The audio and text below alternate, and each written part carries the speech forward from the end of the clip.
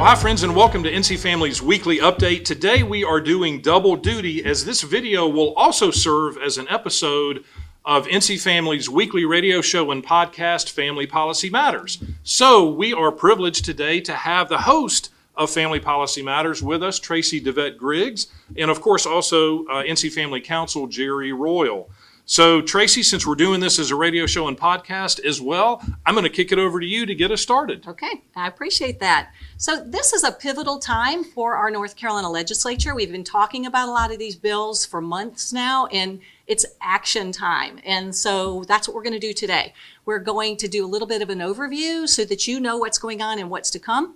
One of the things that struck me is that quite often you hear about these bills on the media and you're like, that's a crazy bill, or that's ludicrous. And then you hear the bill, or you read the text, or you hear you guys talk about it, and you're like, that makes all the sense in the world. So that's why we want to talk about these things, so that you get the perspective of these guys who really know what's going on. Well, let's talk first about a victory. There was a pro-life victory in the legislature. What happened? Yes, well, there was. And hopefully, as you're aware, but if this is your first time viewing one of our videos, welcome. We have had a great pro-life victory in North Carolina. Senate Bill 20, the Care for Women, Children, and Families Act, was passed by the legislature, of course, was vetoed by Governor Roy Cooper, and the legislature overrode the governor's veto. This bill is a major pro-life victory in North Carolina. It essentially reduces the gestational age for legal abortions in North Carolina from 20 weeks to 12 weeks. Of course, at the onset of the session, we were advocating strongly for a heartbeat bill in North Carolina, which would have reduced the legal gestational age for abortion to about 6 weeks. It was clear as this bill and discussions were going on in both the House and the Senate that just was unfortunately not going to happen. And so they settled on 12 weeks. But this bill also contains, it's like a 46-page bill, and contains a lot of other provisions that will protect life in North Carolina. And also that will provide resources to give women and families that are facing crisis and unplanned pregnancies every reason to choose life instead of choosing abortion. Jerry, do you have any other perspectives? No, and as you said, it was a compromise. We wanted, and many others wanted, conception to be the time when Yes. the unborn child is protected. But and we thought, well, maybe it's 6 weeks, but it unfortunately ended up being 12. But as you say, John, there were a lot of good provisions that were added along with the 12-week restriction. Yeah.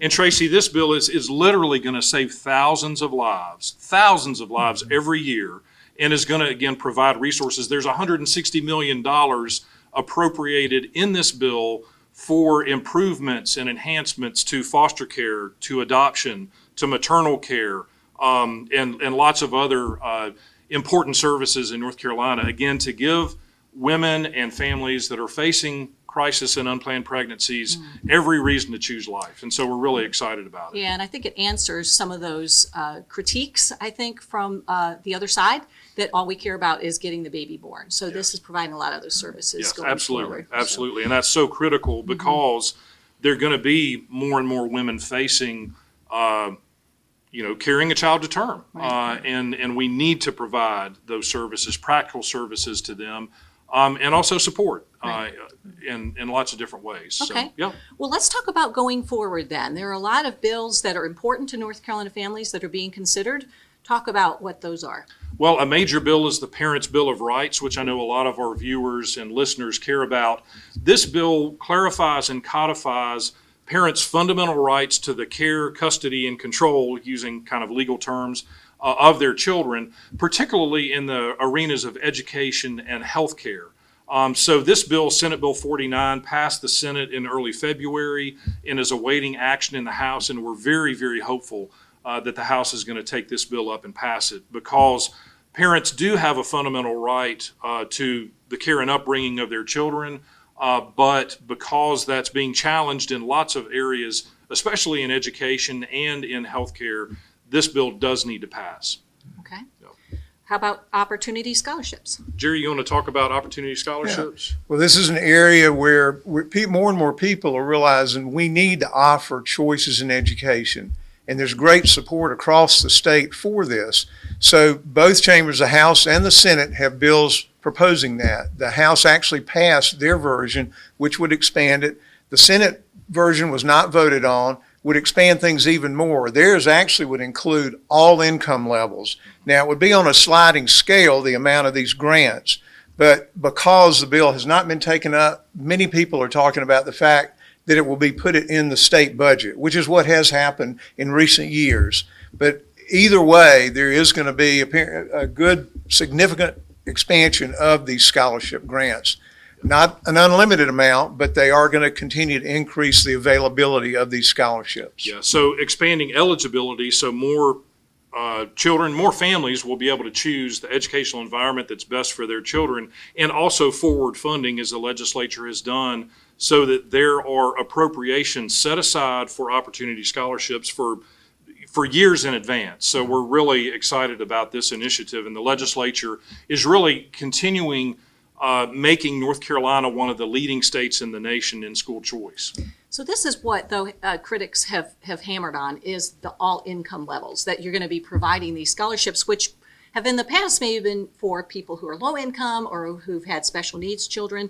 So now we're giving scholarships and taking these rich kids and paying for them to go to private schools. Right. What's the truth in that Well, statement? I mean, it is, but it's on a sliding scale. But the reality is people are saying taxpayers are putting money into the state fund. And so it only makes sense that if people are choosing for their children to take another path, that some of those resources should follow the child. Exactly. So it is. I understand the point, people are making, but the reality is, doesn't it make sense to let resources, but not as much of the state resources, follow the child as they go to various schools? Okay. Yep. The next one I think that you're going to talk about is Fairness in Women's Sports Act. Yes, and this bill is really designed to protect the health and safety of female athletes in middle school, high school, and college by designating sports teams as either male, female, or co-ed based on biological sex. And so there were bills, similar bills introduced in both the state Senate and the state House. Those bills passed their chamber of origin. So the Senate bill passed the Senate, the House bill passed the House, but neither chamber has taken up the other chamber's bill yet. So since there is clearly support in both chambers for this legislation, we fully anticipate that this bill will be taken up in either the House or the Senate, and that bill will be passed.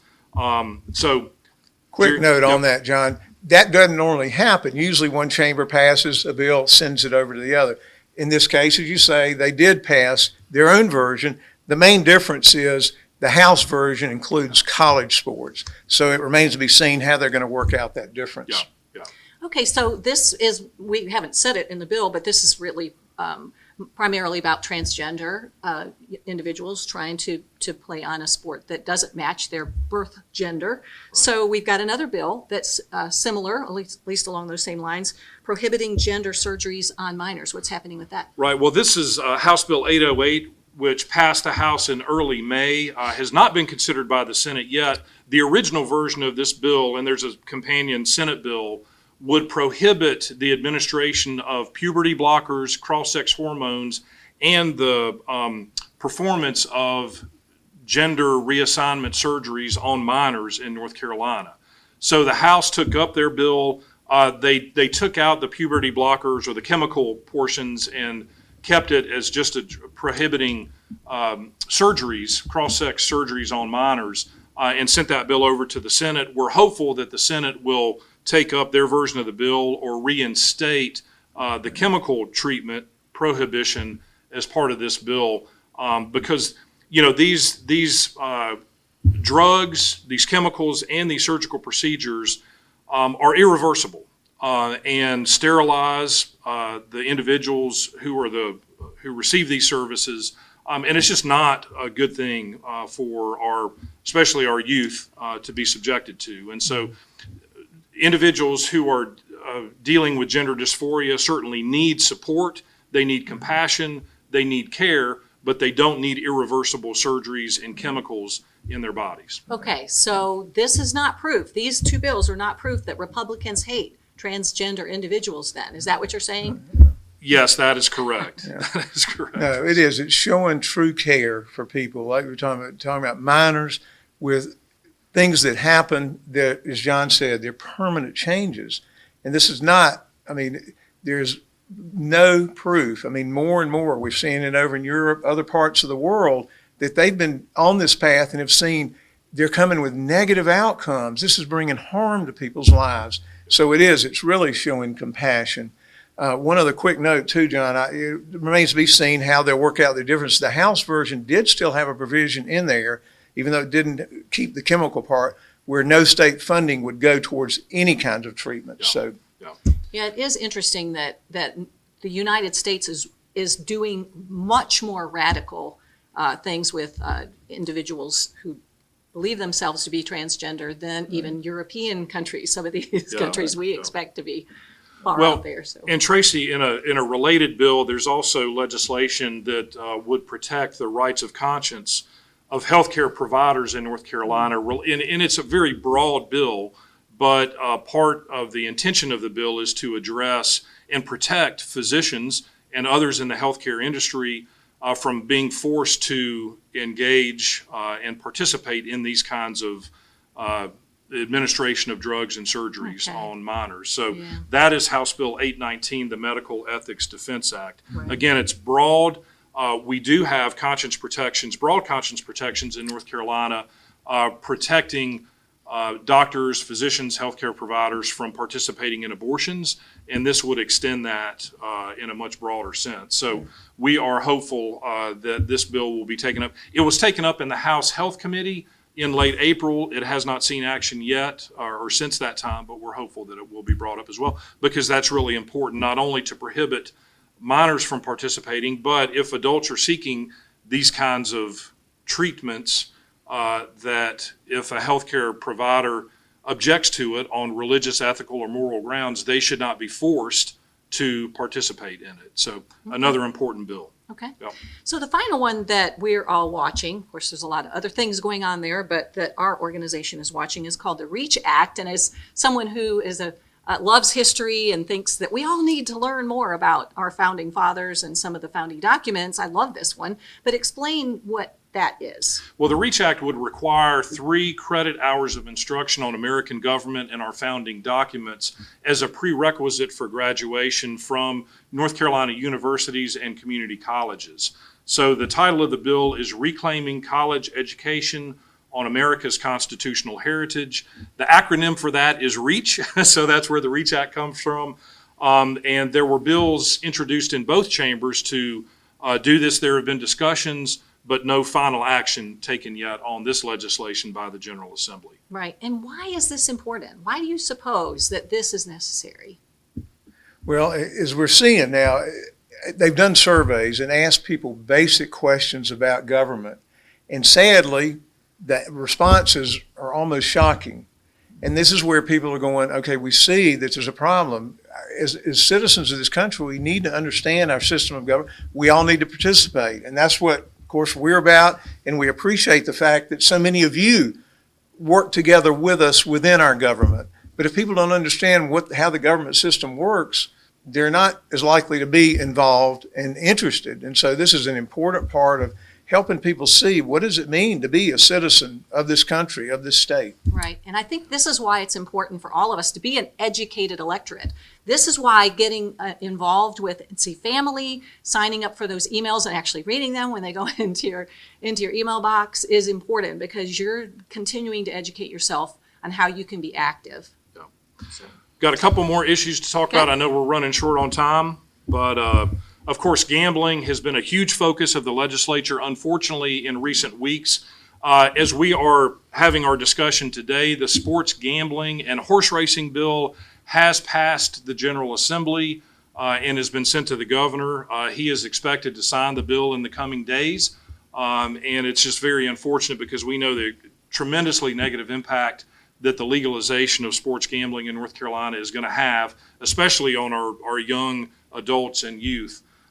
The legislature is also considering bills and discussing bills that would place casinos in North Carolina, and also legalize video lottery terminals, or basically video poker machines, under the auspices of the state lottery.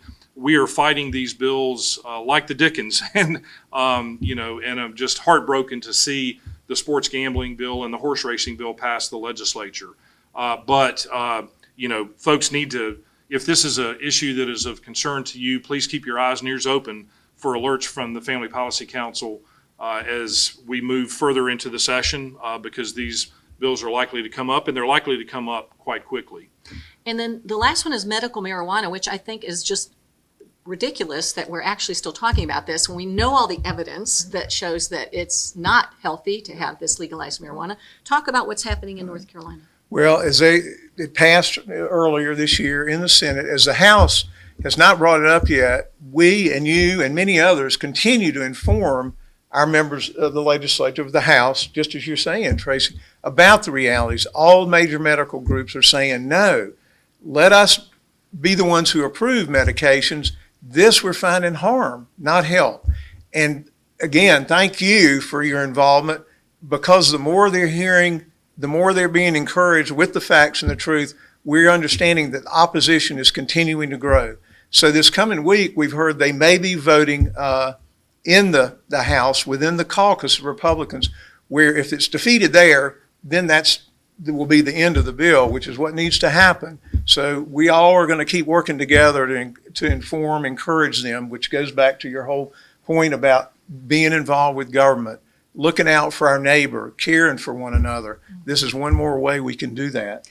And y'all, it's so valuable that we have these people up there, that they're up there, advocating on our behalf. So thank you very much for all the good work that you guys do. Thank Really you, Tracy. appreciate it. Appreciate that. And friends, there will be links to a lot of these bills that we've been talking about below the video. There will also be links to our Action Center, where you can click and go to send emails or call your state legislators about these very important issues. So please take advantage of that information. We appreciate, as always, your time and attention, your action, and also, most importantly, your prayers. So thanks so much for your time. And Tracy, thanks for being here. Great to see you and having you part of our weekly update. And friends, we will see you next week. Thank you.